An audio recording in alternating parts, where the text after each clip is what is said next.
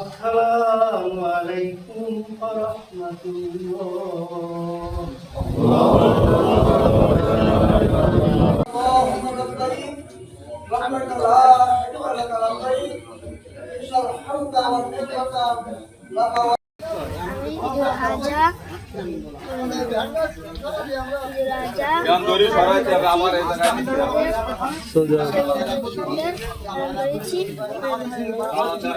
কে কে এসছো তুমি ঈদগায়?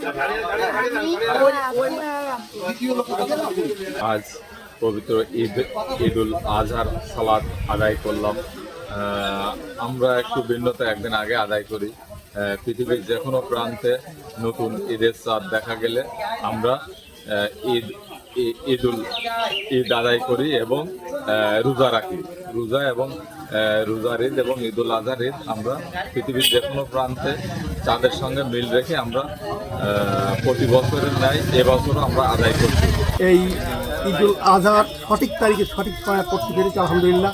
আল্লাহ রাব্বুল ইজ্জত আমাদের পড়ার তৌফিক দান করেছেন। এর সাথে সাথে আমি বিশেষভাবে আমাদের সরকার প্রধান যিনি উদাত্ত আহ্বান জানিয়েছিলেন গত বছর যে এই ওলামাদেরকে একত্রিত করে একই তারিখে একই সময় আমরা এই ইসলামী পর্ব পালন করতে পারি, এই মনের যে আকৃতি প্রকাশ করতে পেরেছিলেন। কিন্তু আল্লাহ রাব্বুল ইজ্জত আজকে তাকে সেই মহান পদে, সেই প্রধানমন্ত্রীত্ব পদে, রাষ্ট্রপ্রধানের পদে আপনাকে নিয়োজিত করেছেন। আপনি অতীতের যে কথাটা বলেছেন সেটাকে আমল করার জন্যে আপনি আপ্রাণ চেষ্টা করবেন। সারা বিশ্বের সাথে মিল রেখে আজকে আমরা ঈদুল আজহা উদযাপন করছি।